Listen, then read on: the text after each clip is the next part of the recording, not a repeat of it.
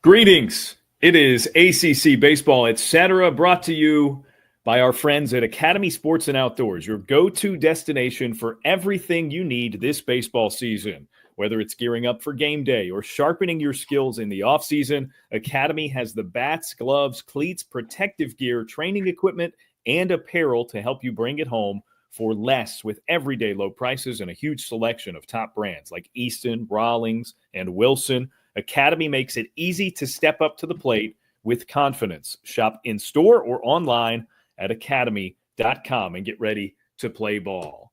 I'm Daron Vaught. He is the Miami Hurricanes and Cincinnati Reds Hall of Famer, Danny Graves. We're back. This is a weekend 2 recap. Gravy, we are officially back. We are in fluid motion with weekly episodes. It was a pretty wacky weekend, if I'm being honest, especially from my perspective. You know, I was at the Jacksonville College Baseball Classic. I'm sure if you are listening to this or watching this, it means you're a college baseball fan. It means you saw the crazy comeback by Alabama, down 10-0 after 4 innings of play against Ohio State. They come back and walk it off. They scored 12 unanswered to win the Jacks Classic. That's not ACC talk, but again, we always reserve the right to make this a baseball podcast aside from specifically ACC, etc. It's the etc. This was intentional, right? Okay, we don't do things willy-nilly here. The ACC reserves the right for us to do whatever we want, including hockey playoffs this weekend for Peter, right? Yes, hockey playoffs this weekend. It's been a long year, and it's finally down to the last 4 teams, dude. And it's so nerve-wracking. And you know, like, Peter has volunteered to be a backup goalie. Well, now he's their best goalie. So prodigy, I say. Dude, it's driving me crazy because now I feel like he's better as a goalie than he is as a forward.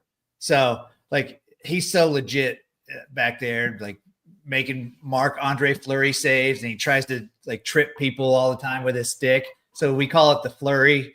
So it's so legit, dude. And you know what's even cooler, though? Because I have a vinyl cutting machine.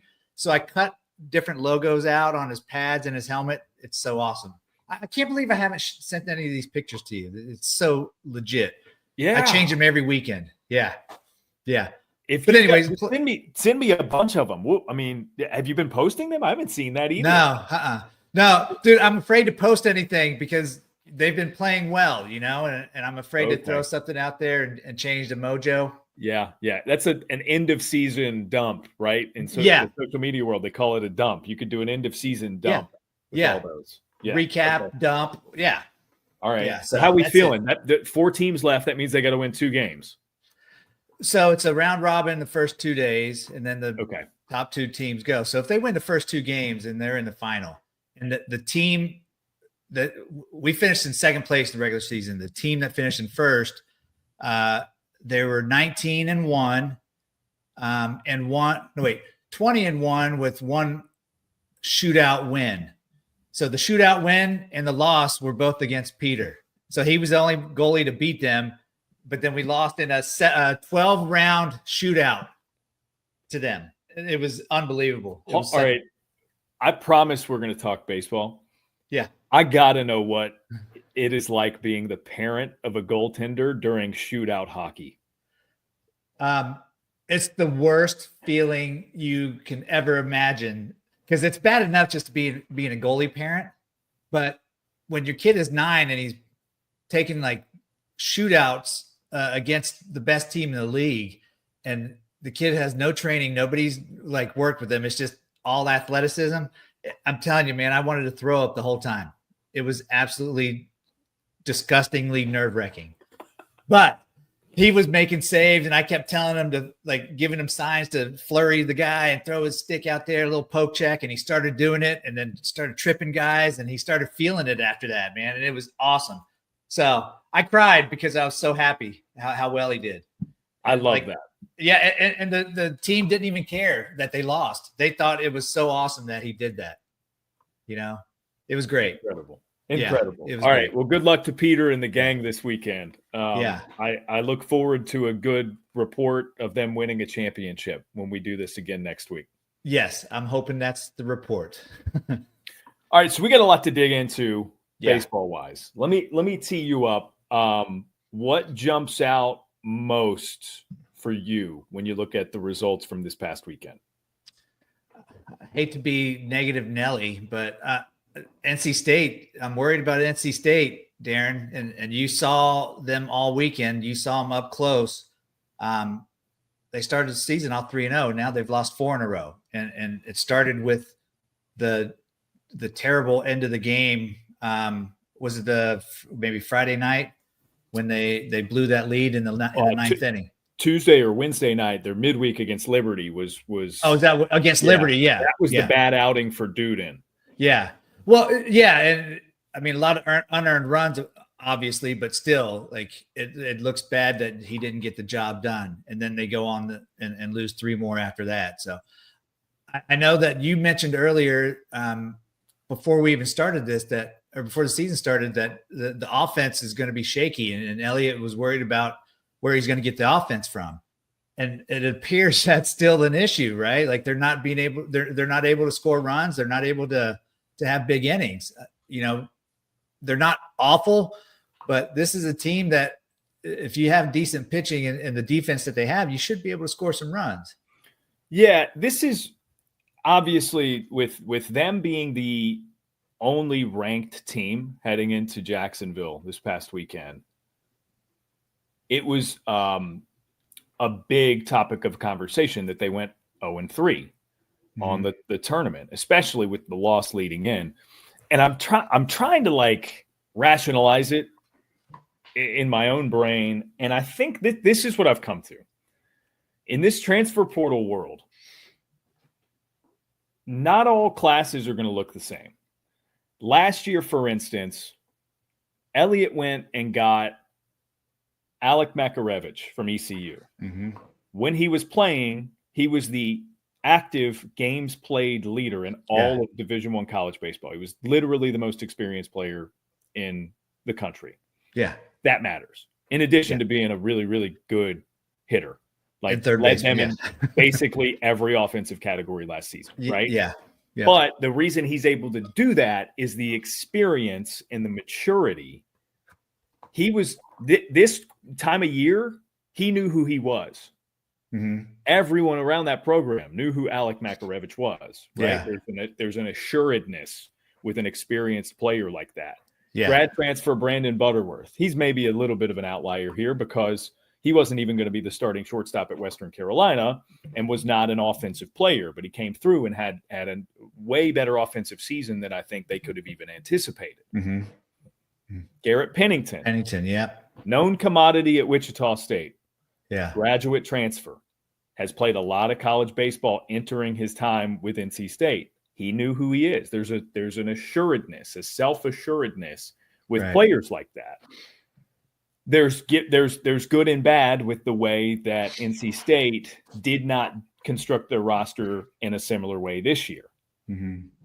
The bad is, of course, you've got some players who are not quite who they are as players yet. And at the beginning of a season, there's going to be a lot of feeling it out.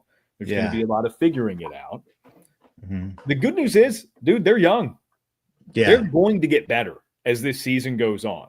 It's not – I know losers of 4 straight, they go from number 12 to unranked. It's not a good feeling for Wolfpack fans right now.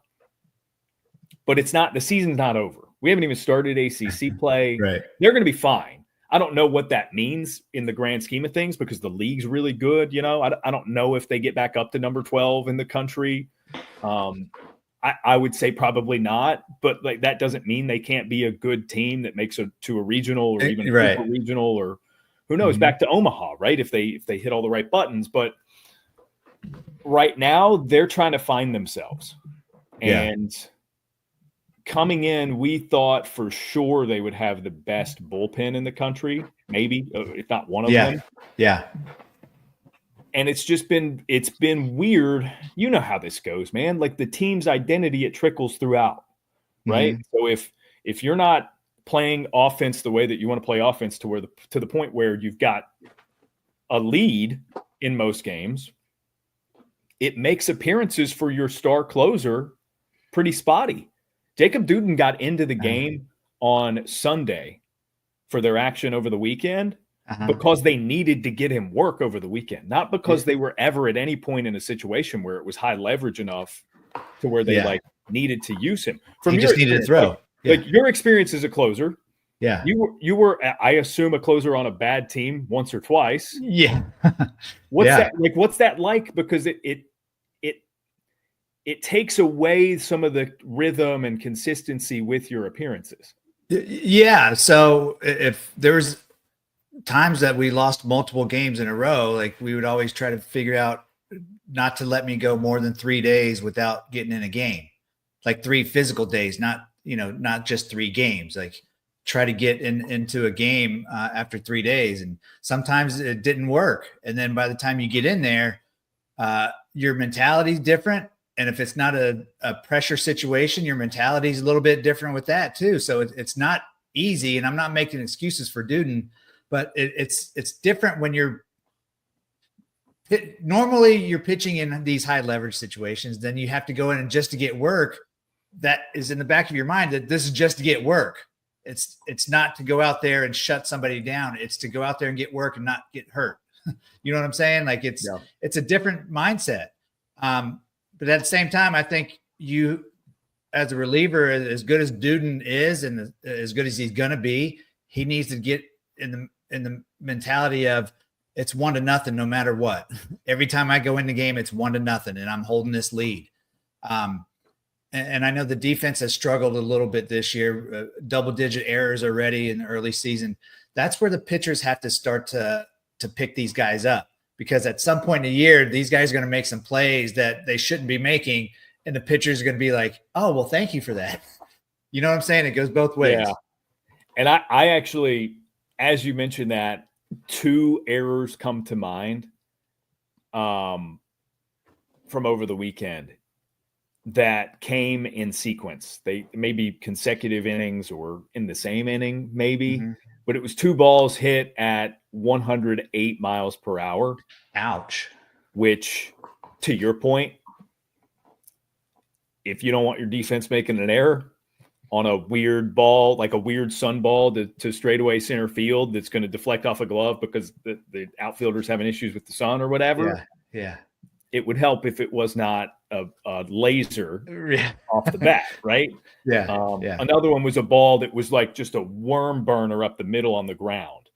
So it was a ground ball, but it was still very, very tough to handle. And Justin DeCrisio, the shortstop, had an issue with the transfer because of it. It was still kind of spinning when it got up into his glove. Right. But like I said, he's going to make plays that normally are going to be hits that get to the outfield, but he's going to stop it and he's going to make a play. He made 1 or 2 over the weekend for sure. Exactly. Like, that's what I'm saying. Like, your job as a pitcher is just not to get people out. You got to pick up your teammates too, because they certainly pick you up when you walk a guy or walk 2 guys. And I know Duden has, I think one of those games, maybe against Liberty, he had a few walks. So like, you got to pick each other up. I know it's early in the season, but that's the only way that you're going to get better as a team. Like, pick somebody up, like, stop giving up the 108-mile-an-hour laser beams and I'll make a good play for you and we'll all forget about it. Yeah. It's worth noting Derek Smith still out for NC State. So he's on his way trying to recover and get back in to the mix in the bullpen ASAP. They got Cooper Consiglio an outing for work, basically. Over the weekend as well. He figures to be a big piece for them too. On the offensive side, they messed around a lot with the lineup, and I feel like their progress has been made. Elliot Avon even said over the weekend, despite a couple of losses, it was okay. We made some progress in these games toward who we're going to be ultimately. Luke Nixon and Justin DeCrisio, their middle infielders, were at 1 and 2 in the lineup, and it felt like those were the 2 consistently giving tough at-bats, competitive at-bats to the opposition. DeCrisio's hitting it really well.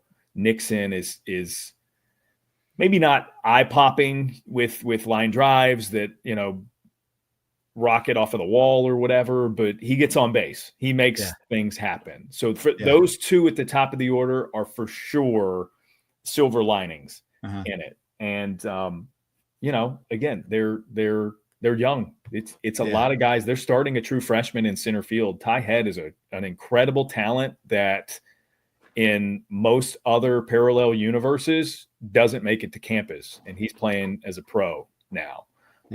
He's going to be fine. It's just maybe going to take some time. They're weaving in some JUCO guys. Braden Fraseman is a guy they like a lot in the outfield. It's going to take some time, but the pieces are there. So it's just, it's a tough beat. You come off of a trip from Omaha and you lose 70% of your offense, and you lose your frontline starter in Sam Highfill, who had been there forever, literally known as the mayor in Raleigh.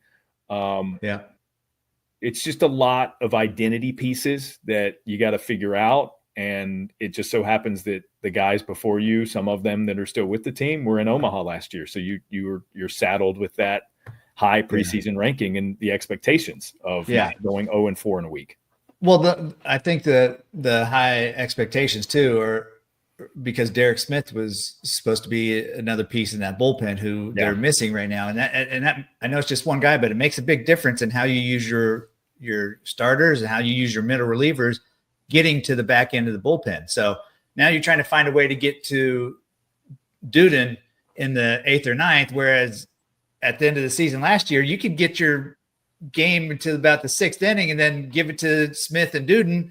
Game was over, right? Like that. It's completely different. It's a different strategy all the way around without Smith. But with Elliott, like you mentioned, he's going to find a silver lining in this somehow. And I'm sure they'll turn it around. I really am, because as high as you are on some of these young guys and the new guys, like they can't be bad. They can't be bad the whole time. Tough week for the Wolfpack. Number 12 to not ranked after an 0-4 week.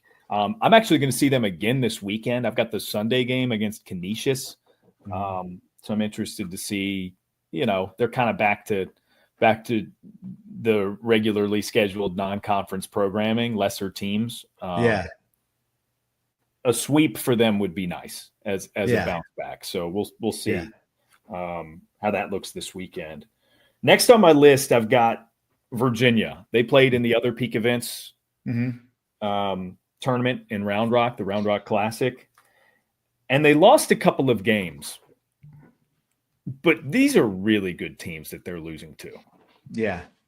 So Virginia got beat 7-2 by the number 7 at the time Oregon State Beavers. And then they lost in extra innings, 12 innings for Oklahoma to knock them off. Oklahoma is the team of the week because they beat Oregon State too. And Minnesota, who was also participating in that tournament. And I think maybe that's a win that's going to age pretty well. I like Minnesota. Either way, it's 2 top 10 victories for Oklahoma. So they surge up in the rankings. But I don't think we're worried yet about Virginia because, again, the competition's been good. That's intentional. Like Coach Oak has said time and again, like the reason they do these is to – look, they won the other event, the Jacks Classic last year on their way to Omaha. And they were in Puerto Rico before this, challenging themselves in sort of a regional like format. This certainly was going to be the toughest weekend of the season for them, having to play Oregon State and Oklahoma as part of the tournament setting. So I think the jury's still out on Virginia. I'm not worried. They have too much talent. The offense has not quite gotten clicking the way that we would maybe expect, but again, the competition's been really good. Their pitching has been really good. So, I don't think I'm concerned either. But when you do play teams like that early in the season, if you're not mid-season form, it's not going to go the way that you want it every time, And like Oregon State is no slouch, obviously. So when at this time of year, you don't have any of your starting pitchers ready to go deep into the games to begin with, right? So however many innings that they're going to go, and then you pass it on to the bullpen and some young guys that are trying to get their feet wet, hitters that are trying to catch up to the pitchers. It's tough when you play really good competition this early in the season. But like you said, that's what Oak wants to do. It's a test. You're not just like backing down and trying to go 15-0 before you play somebody that's good. You know, this is how you get better. You play better competition and you just keep getting better. I'm not really concerned about them. You know, they did get a game canceled. Their midweek game got canceled, so they hadn't played in a week. We can make excuses for them, but Virginia is going to be Virginia because their pitching is good. Their hitting's going to come around. Not worried about them at all. Yeah, they've got too many pros hitting, honestly, for that not to become a thing. I don't know that I've really got any more else on Virginia. Like, I just think what we got to wait it out on them and see how conference play goes. And I mean, God, we're 2 weeks away from that. So I know that's insane. Yeah. So like we're entering the final week of non-conference play before the ACC season opens up, which is great. We talked about it a lot last year as sort of the short on-ramp. And I mean, look, games like Oregon State and Oklahoma in 12 is that's a perfect primer for. Yeah. You're preparing yourself for the gauntlet that you got to run through. Yeah. So, we'll wait and see on Virginia. I'm going to go ahead and mark that off and move on to the next order of business. Yep. Stanford's still undefeated. Yes, they are. And Rintaro hasn't hit a homer, but they're still undefeated. But he's been good. Yep. I like the way, in watching his plate appearances, I think he's just kind of easing his way in and slowly letting it come to him, right? There's a sense of, like, I think he could have been swinging out of his shoes so far this year and could maybe have some awe-inspiring home runs if he wanted, but it probably would mean, more strikeouts, less, like fewer good baseball plays, because he's a tough at bat and he's probably going to have a productive at bat. That's what we've learned about Rintaro Sasaki. So I think I like the way he's kind of easing into it. He's just letting it come to him. He's not trying too hard, which of course, with all this hype around him, would be a totally understandable outcome if that was the case, if it looked like he was pressing or whatever. So at some point we're going to get his first home run. It doesn't really matter to this point because he's playing really well. Yeah, and the team is undefeated. They're playing really well. So, of course we want to see the Bombzillas, but it's like, you remember when Ichiro came over? They said that if he wanted to hit a home run at any time, he probably could. That's how talented he was. But he just wanted to get on base, steal bases, score runs. Right now, Rintaro, I bet once he hits his first one, when he decides to hit it, he's going to go on a tear, and bunches. But right now, like, I don't think anybody really cares. He's still productive. He's still having a good year so far at the plate, and they're 8-0. I want to mention another freshman for them that I have mentioned previously as a shortstop. Yeah. Timo Becerra is one of their team leaders and the starting shortstop for them. So Esky told us prior to the season he was going to have a hard time finding a spot in the lineup for Charlie Bates, who, again, highly rated incoming freshman, naturally a shortstop. There's not a spot for him there. He's been in the outfield and has been in the everyday lineup and has been really good for them. Yeah. This past weekend, he was in center field. Here's his stat line: 7 for 11 at the plate, 2 doubles, 2 triples, and he came around to score 6 times. And that's a good weekend, especially for a true freshman for somebody playing out of position. Out of position, yeah. Yeah. Well, I mean, if anybody wants to go back and listen to our interview with Coach Esker, he made it sound like Charlie Bates is going to play, but it's just not sure where. But I need him to play because he's really good, but I don't know where he's going to play. Like, kind of almost beating around the bush that Charlie Bates is somebody to keep an eye on because he's going to play. Yeah. So, let me circle back around on Rentaro's numbers. Just like really letting it come to him. He's hitting 364, 12 hits in 33 at bats, 2 extra base hits, a couple of doubles. He's driven in 10 runs. I mean, he's amongst their team leaders in RBIs. If not for Trevor Haskins, the ACC Player of the Week, he's toward the top of the team in total bases. Haskins is running away with that category. But he's already got 4 home runs and was spectacular over the weekend. Haskins' OPS is over 1,100. Brady Reynolds has been really good for them, and he's got an OPS over 1,100. Rentaro, 8 strikeouts to 5 walks. Not sensational, but he's doing well. And again, he's kind of easing into it. We'll see as he gets more and more comfortable what the season rounds out to be for him. But that's just one of their many pieces. Matt Scott had a tremendous start for them over the weekend. And we've talked about that starting rotation with Scott, Christian Lim, who was awesome in week 1, and Joey Volchko. And like, this is a complete team. Like, we're talking a lot about Rentaro. This is a very complete team that could be competitive toward the top of the ACC. They've got a difficult schedule, especially if you consider the travel to be a hindrance on them.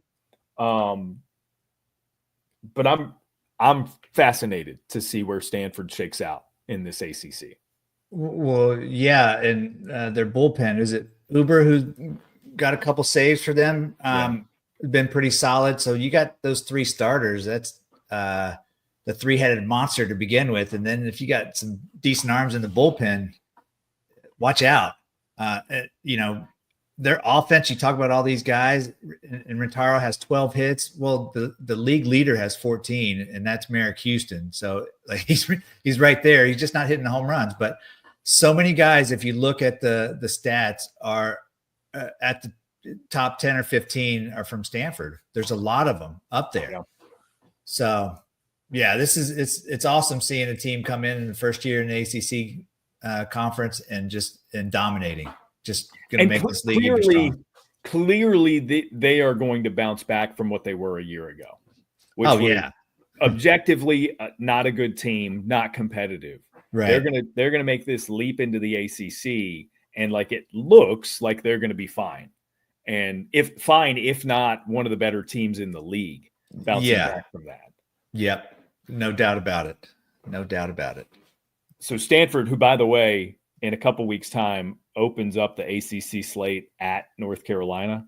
So I think I'm going to make my way. I'm not calling it, but I think I'm going to make my way to that Friday opener at the Bosch. Get a first in-person look at the Cardinal. Looking maybe Rentaro's waiting for ACC play to go deep. He's waiting for me to be in attendance. I'm convinced. That's right. You better video every at bat just in case. Or he's going to shut us up real quick and hit like 3 or 4 this weekend. Who knows? Could be, yeah. We'll see. Moving on. You mentioned Merrick Houston. Wake Forest is really good. Really good. They gave up 6 runs the entire weekend to St. John's after shutting them out on Friday and Saturday. Their pitching staff leads the country in strikeouts. Imagine that. Logan Lunsford was co-pitcher of the week in the ACC after fanning 13. In 5 1/3. Only 5 1/3 innings. In 5 1/3, he struck out 13. I was amused by our guy Bradley Smart over at ACC Extra, who, by the way, I'm pretty sure is a cyborg. He just continues to pump stuff out. Every time I look up, like, I don't know if the dude does anything. he's a young, hip guy who I assume has a pretty good social life. But it's hard to believe with the frequency of work that he's doing. Yeah.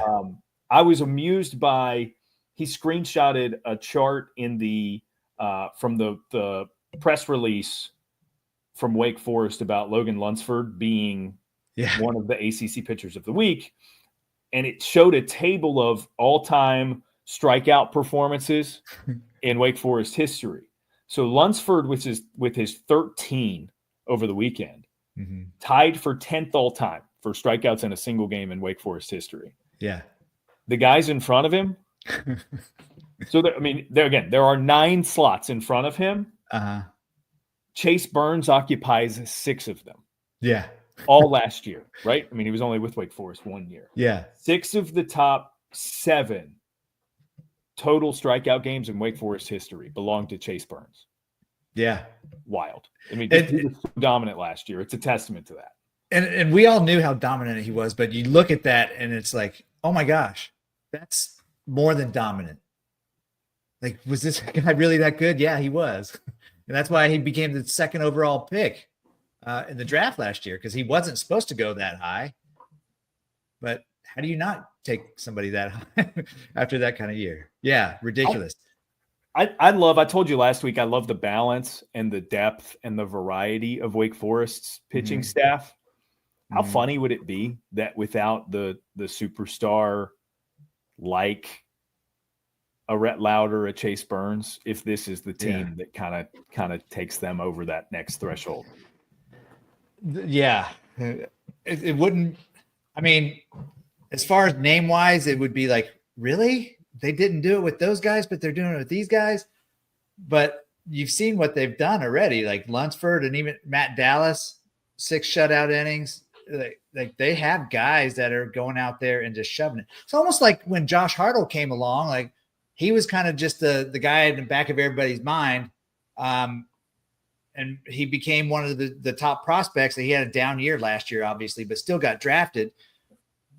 But he kind of came out of nowhere with the numbers that he was putting up. Everybody was worried, looking at what Rhett Lauder was doing, and Hartle was quietly one of the best pitchers in the country.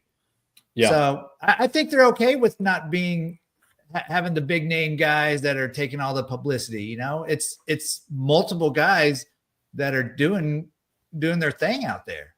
Yeah. Yeah. It's a really good team, and the offense has been better than I thought it would be. Merrick Houston's growth as a hitter is a big part of that. Tops in the ACC and hits to this point in the season. He had another home run over the weekend. Jack Winay, couple bombzillas. Yeah. Yeah. I mean, and he's a key piece for them. He had 20 homers a year ago. If he can be that for a second consecutive year, Ethan Conrad looks the part. They're still tinkering a little bit with the lineup, I noticed, because Austin Hawk's been 1, he's been 9.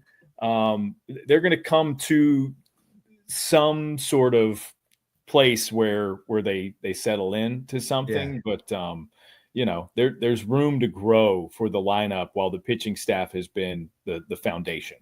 Yeah. It's funny. Every time I see Jack Winay's name, I just think of him replacing Nick Kurtz in the game against Paul Skeens, last minute replacement in the College World Series a couple years ago, and gets a hit off Paul Skeens. and the kid never heard of him until that day. Yeah. Yeah. Then his 20 bombs last year. Yeah, for sure.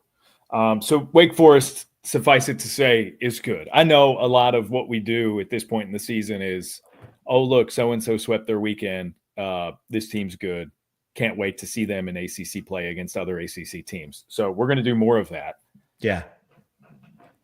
North Carolina. For the first time in program history, swept a 3-game series over East Carolina. That is so hard to believe. And now they're up to number 5 in the country.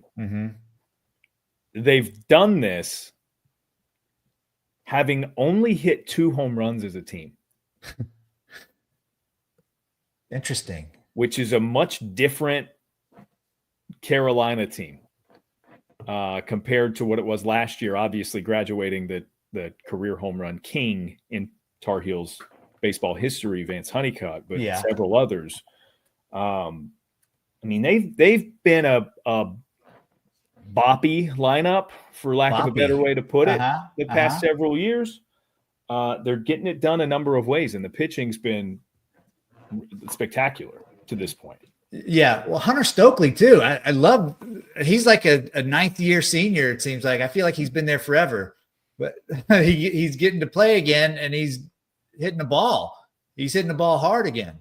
So that's nice to see. Jason DeCaro, of course, we know how good he is. But yeah, so Hunter Stokely 8 for 12 over the weekend. Yeah. Really, really nice showing for Stokely. Glad. I mean, he was hurt last year. Yeah. Really glad to see him back in the lineup, doing things for North Carolina, because the year prior to that, he was not. Again, we talk about the big names that they had, but it felt like Stokely was always the guy where it's like, yeah, he was 2 for 3 with a couple of big base knocks and drove in a run, right? Like that just kind of felt like he was quietly very, very good for them.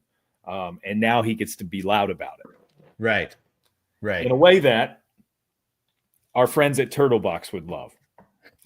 So college baseball fans, are you ready to turn up the volume on your tailgate this season? Turtlebox audio isn't just about great sound. They're all about being loud, like Hunter Stokely's performance. Whether you're at the ballpark before a game or hosting a backyard barbecue, Turtlebox's rugged speakers deliver booming, crystal clear audio.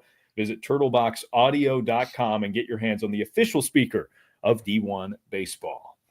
You see how I did that? That's a professional read right there. Lead into it. Yeah, you totally caught me off guard, but that was great. And I pointed to it, which ruined the whole thing. I should have just let it be, but that's okay. That's okay.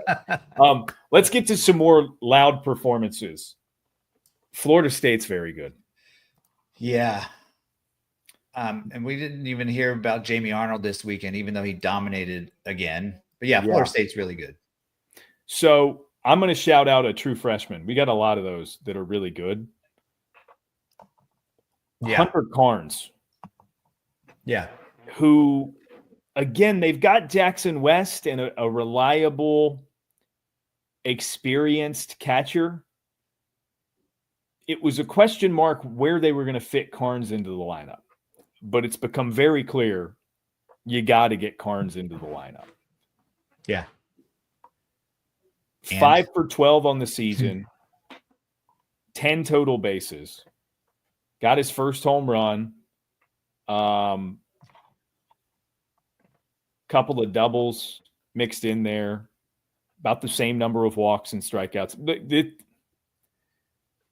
They're going to have to find ways to get him into the lineup. Yeah, well, Jackson West could DH. He did it last year. Carnes can DH. Did some. You know what I mean? Carnes can DH, yeah. They got spots for that. Now, they also have some other players that kind of fit the same description. You got to find a way to get them in the lineup when you have two at the same position. Good problem to have. It is.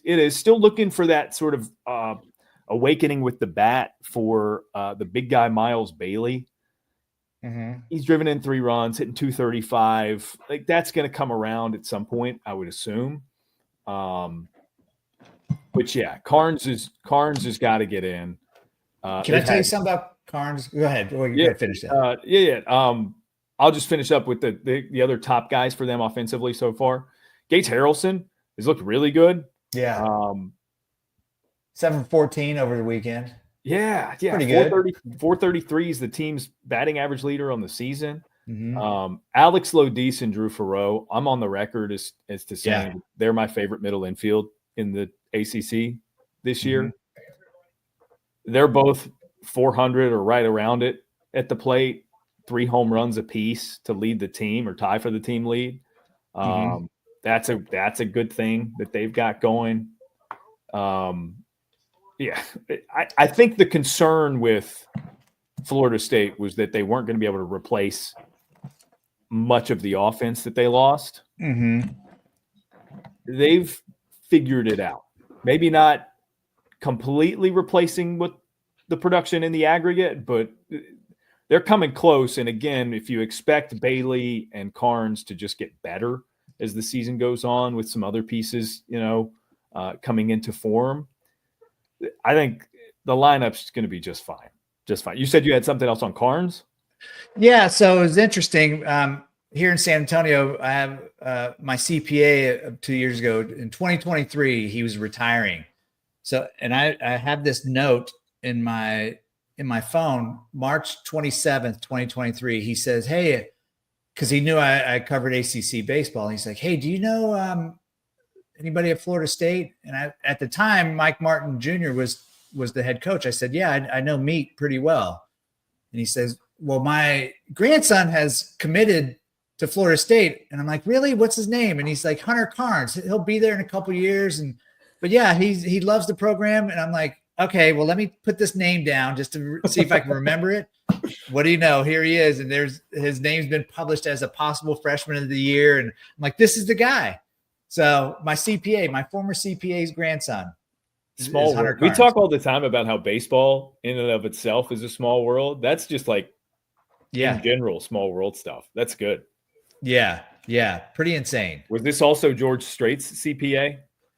No. I remember you telling the story about. We share doctors. Yeah. You guys share a doctor. Okay. Yeah. And I'm not, by the way, I'm not setting up another appointment until my doctor says that George is coming back, because I didn't get a picture with him. Good. Stand your ground. Stand your ground there. We await the George Strait selfie in one of your future dumps on social media. Well, that I won't wait. That will be immediately dumped. Moving on. We've mentioned the player of the week. Mm-hmm. We've mentioned one of the co-pitchers of the week. We haven't mentioned the other co-pitcher, who comes from the Georgia Tech Yellow Jackets bullpen, which has been phenomenal so far this season. It is, of course, Mason Patel, who appeared in 3 games and was really good for Georgia Tech this week. This is a team, Danny, that, look, they've got maybe the best player in the country in Drew Burris. We know that. Mm-hmm. The pitching staff is not what it's been. They've got their ace in Tate McKee. He's legit. Yeah.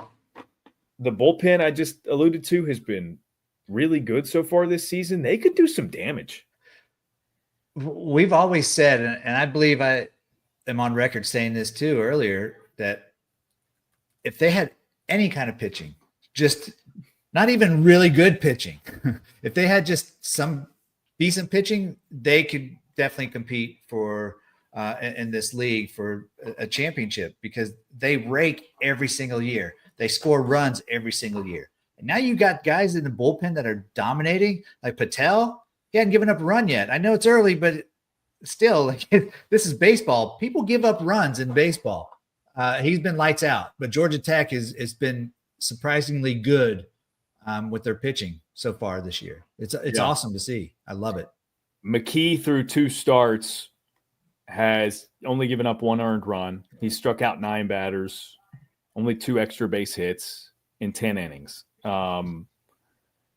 Riley Stanford, a couple of starts, has looked really good at times, especially 8 innings, 2 earned runs, 8 strikeouts to just 3 walks. Mm-hmm.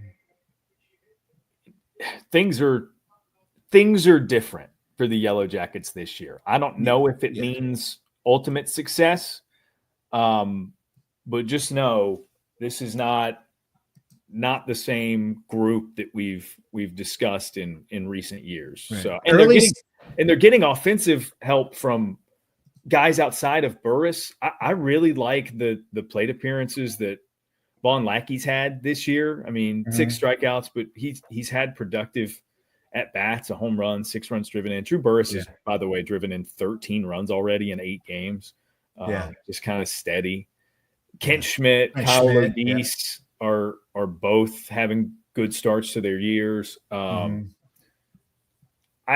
This is a team that I think a lot of people had, or at least a moderate number of people had circled as a potential sleeper in the league, and they're looking like that's not a bold prediction at this point.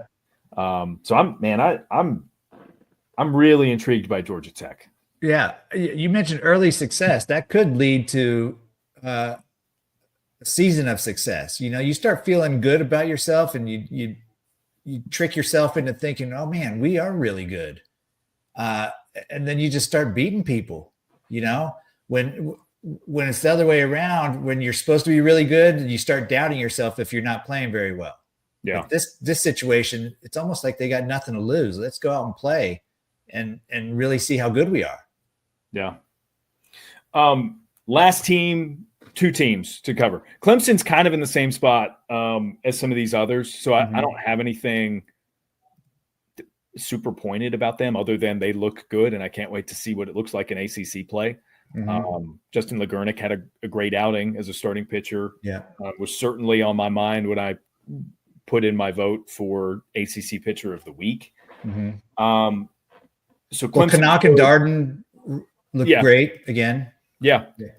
So they're really good. I don't want Tiger fans to think that we're just like overlooking them. It's just it's kind of like ho hum.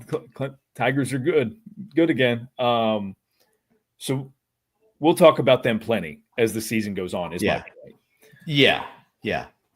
The Duke Blue Devils have raised some eyebrows in a way that is not the way you want to raise eyebrows a couple of times early in this season. But they finished off the weekend series against Cornell with an 18-1 victory, dominant. Chris Pollard becomes the winningest coach in Duke baseball program history. A friend of the show. We think he's a great coach. We know he's a great coach. So congratulations to him. I know he probably would have liked to have gotten it a couple of games sooner, given the start to their year. But I don't think I'm worried about them yet. Historically, they start kind of slow. It's maybe for different reasons than this year, because historically they start playing a bunch of their games at Durham Bulls Athletic Park, and it's not the same surface that they practice on. It's a natural grass outfield or field, as opposed to the turf that they have at Coombs there on campus. And then again, the old pattern used to be they get to play in their games at Coombs because the Bulls are playing games in their own place. And then they just like turn it on and they make a big run. Right. Yeah. That's typically kind of how it goes. They might take a similar growth pattern this year, just for different reasons. And that's not to say they don't have pieces that have really performed well. Kyle Johnson's been great as a starting pitcher. He's been great as a hitter. And he's been great as a fielder in the outfield. Did you see that diving catch in the gap back at the warning track he made? I didn't, but that worries me. I don't want my ace pitcher diving for balls in the outfield. I don't want that to happen. So, that's just me. Yeah, so he's been good. We know they've still got plenty in the tank or in the cupboard, so to speak, as far as options go with pitching. Gabe Nard has been steady out of the bullpen this early season. I don't think I'm hitting the panic button on Duke yet. And that's one of the teams that I put in as my 4. We played the game. If the ACC gets 4 into Omaha again, who do you have? I mean, Duke's one of those teams for me. And I think I'm going to remain, feet planted in that. Yeah. I'm not worried about them either. Ben Miller isn't hitting. He's got a few home runs, but he's hitting 170. They're as a team, they're hitting the ball out of the ballpark. And I just, the way that Coach Pollard uses this bullpen, or he has it in the past, he's a master at finding the right matchups with his pitching. So I'm not at the least concerned about Duke. I mean, they could go on a run and win 10 in a row and look great, just like everybody thought they were going to look. Not worried about them at all. Yeah, same. All right, that rounds out the teams I wanted to talk about. Miami's still I don't mean to overlook Miami, but they're fun. I think we're going to talk about them a lot this year. I'm fascinated by that revamped roster and how it's looked so far. Yeah, I mean, it's a completely different roster, like up and down, bench guys, everything. Like there's 5 or 6 returners, right? I feel like that's what JD was telling us. But you bring in a couple starting pitchers, and then you bring in from the bullpen a couple starting pitchers. Like you've just revamped the whole rotation, the whole bullpen, everything. Brian Walters, who was injured a little bit last year, comes out and like nobody can get a hit off this guy. Like he's been nasty, and he's look familiar, right? I mean, right. The last name. I mean, yeah, right? Yeah. I mean, because his brother was pretty good too. Yeah, and made his debut this year, major league debut this year, I believe, with Cleveland. So this pitching staff as a whole, it's early, yes, but their team ERA is a 1.17 in 8 games. I'd say that's pretty good. Their strikeout to walks is way better than I feel like it's ever been. 96 strikeouts to 25 walks and 69 innings pitched as a staff. Like, they've given up 2 home runs as a staff. Great pitching is going to take your team a long way. And I know that they do have some guys that are hitting. It was Ogden, who's had a great start to the season. Like, these guys are sleepers, man. And I feel like I said that they were my sleeper team. You did. Trying not to be homerish, but yeah. No, I think you're right. You're on it, man. They're sleepers. They're sleepers. Speaking of Miami, I saw I'm going to sound the old friend alert, because that's a thing that we'll occasionally refer to in our ACC comings and goings. Jason Torres, former Hurricane, was in the lineup for that Alabama team that won the Jacks Classic. So it was good to see him. And yeah, he seeming to enjoy himself playing for Coach Rob Vaughn. That's good to see, right? I mean, that's the point of this whole thing. The transferring is find your fit. And felt like Torres was a good fit. He looked good at third base, which obviously, he wasn't going to be able to play at Miami because of Daniel Cuvée. So I think that's a good spot for him in Alabama. But hey, no hard feelings. Guys leave. It's there for a reason. If you need to play and show yourself, do it.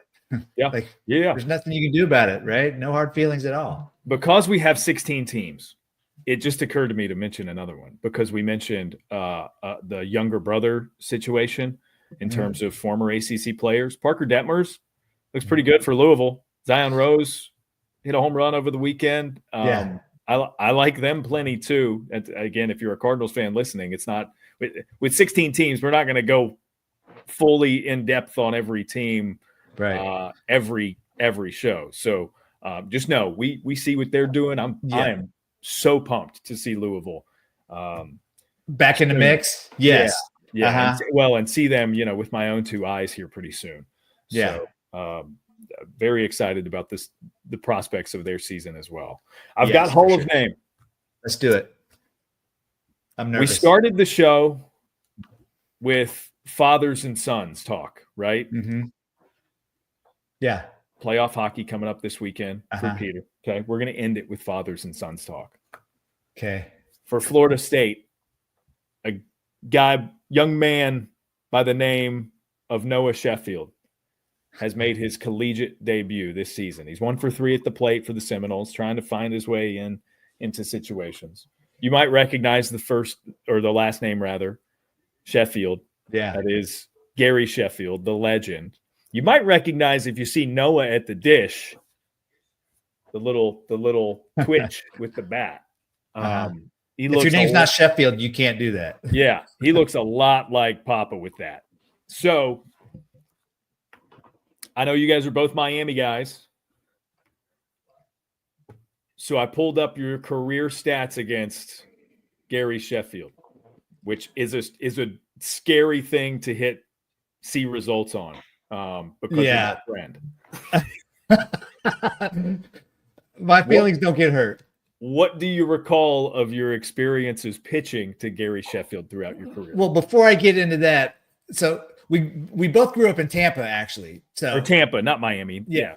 And when I was 12 years old, I went to see him play in a high school game. He went to Hillsborough High School, and I used to work this for one of my coaches, a tournament, a Saladino Easter tournament every year, where all the teams in Hillsborough County got to play in this tournament. Well, the world wanted to see Gary Sheffield. So I got to see him as a high school senior, just hitting bombs, like opposite field bombs, like it was nothing, like a grown man playing Little League. Like, it was ridiculous.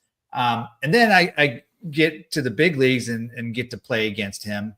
I'm pretty sure the very first time that I faced him, I hit him. I think it was the first time. It was 1998, I believe, when You're so close to being right. The second time you faced him, you hit him by a pitch in 1998. Okay. So he was with the Dodgers and I was with the Reds, of course. And so why that stands out is I don't remember what he did off me the first time. But so I was just coming inside on him because the little bat wiggle, and he's got like the quickest bat in the entire world. Nobody's got bat speed like Gary Sheffield. So I was trying to go in on him, and one just kind of got away, and he looked so mad. Like he looked at me, and I wanted to say, dude, I'm from Tampa too. Like we're boys. I didn't hit you on purpose. So he goes down to first base, and next batter, I don't remember who it was, but grounds into a double play to end the inning. Well, Sheffield goes hard into Barry Larkin, like tries to take him out. And so we go in the dugout, and I'm like, dude, did he just try to take you out? I'll hit him again. You want me to hit him again?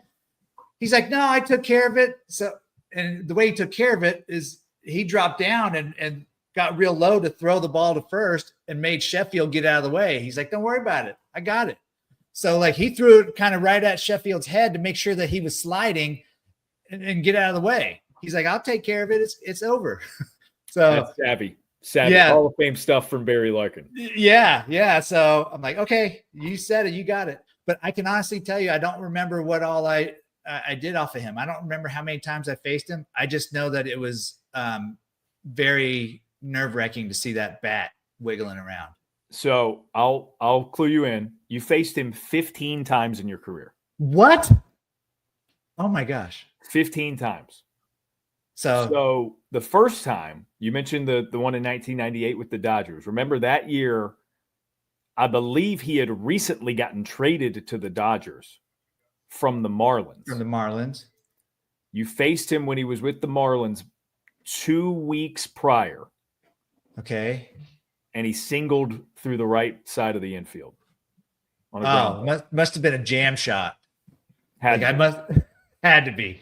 Singled through the right side. He never hit the ball to the right side. Yeah. What did we do? So interesting. So, okay. So, it was on the first pitch too. So maybe you tried to jam him again, just like the hit by pitch. Yeah. That would make sense. Because I think the hit by pitch was the first pitch too, right? Yep. No? Yeah. You got a lot of first pitch outcomes against him, actually, now that I'm looking through this. Oh, there wasn't a fastball around the strike zone that he didn't like. Yeah. So he jumped on you a lot. He never hit a homer, though, did he? No. He never even an extra base hit. Oh, how many singles then? 4 for 12 in his career against you. Any strikeouts? You walked him twice. You struck him out once. Yes. You got him swinging in the bottom of the 11th on July 31st, 2001. He was still with the Dodgers, not quite with the Braves at that point, but a big game. You guys were up by 2 in the bottom of the 11th, and you got him to strike out swinging. Oh my gosh. So that was the end of the – was that – we were up, you said, right? So the game was over then. I think so. Or you were – I mean, if you were down in the bottom – No, we had to have been up. Yeah, you had to be up. Yeah. Up or tied, yeah. Yeah. Oh, yes. That's awesome. You just got me excited. So that was the first out. I tried pulling up the box score, but Baseball Reference is being weird. Okay, here it is. All right. So, yeah, you guys were up in the bottom of the 11th because you scored 2 runs in the away half. Okay. And then you got him as the first out. You guys ended up winning. You closed it out and got the win. I guess, did you blow a save? Yeah, you got the win. Maybe you didn't blow a save because you weren't in the 9th, I don't think. Hold on. You got a plate appearance in that game. I did? Yeah. That was rare, huh? Wait, what inning did I come in? Oh yeah, maybe you threw 2 innings. So you threw the 10th. You threw the 10th and the 11th and got a plate appearance. Did I strike out? Let's see what you did. Hold, please. You went 0 for 1. You did not strike out. Does it say you were out? You got out. I don't know. Yeah, I don't think I ever struck out at Dodger Stadium, to be honest with you. And Kevin Brown I faced before at Dodger Stadium too. Yeah, you would have. Let me see who you would have hit against here. Obviously, some reliever. This is wild. You know who the starting pitcher was in that game for the Dodgers? Oh gosh. No. Kevin Brown? Was it Kevin Brown? No, you won't guess it because it was Eric Gagne before they had converted him. Oh, yeah. He threw 8 innings. He did? That might be the longest outing of Eric Gagne's career, I bet. Yeah, because he wasn't good as a starter. No. Huh. But who did I face then? Who came in after him? Well, it was Jeff Shaw for an inning in the 9th, but you weren't in until the 10th and the 11th. So Giovanni Carrara, Jesse Orozco, I faced Hergis. Oh, I faced Hergis then, I think. Okay. One of those 3. I think it was Matt Hergis. They all I never faced out. Jesse Orozco. Okay. Oh my gosh, that's so insane. Huh. Well, at least I ended. That was the last time I faced Sheffield, or that was just the only time I struck him out. Oh, that was the only time you struck him out. Okay. You had him 5 more times after that, and he went 1 for 5. Oh, take that, Chef. Yeah, dude, you did pretty well. You did pretty well against him. Listen, he was very scary to face, though. I'm not going to lie. Right. We played together in 2000 in the offseason on the Japan tour where they pick a bunch of guys to go. And he's such a good dude, man. Like, he's very down to earth, such a team guy too. Like, he was so awesome. I was so intimidated by him because I just thought he was mean and like didn't like anybody, but he is such a team dude. Awesome. Yeah. Nice. That might be worth reaching out. If Noah gets into some more games and talk a little father and son stuff, maybe we can get Gary on. Dude, if we can get a hold of him, I bet I'll try to find a way to get a hold of him because I bet he would. Nice. I bet he would. All right. That is Hall of Name, the part of the show where we talk about Danny Graves' pro career in a way that, hopefully is interesting to you because hopefully they're all clean from here on out. From here on out, yeah. And again, hopefully is interesting to you because he's got experiences that I don't know none of the rest of us have. So I always enjoy that. All right, Danny. Another weekend of baseball, the last of non-conference play, headed our way until we get our first taste of ACC on ACC action. I'm at Wake Forest for 2 days this weekend.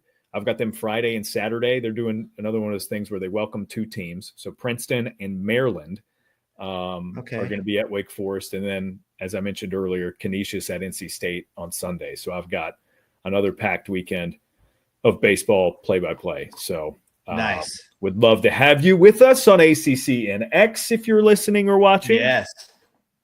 Keep us up on one of the many screens you'll have fired up for a college baseball weekend. Gravy, good to see you. Good luck to Peter. Yeah, dude.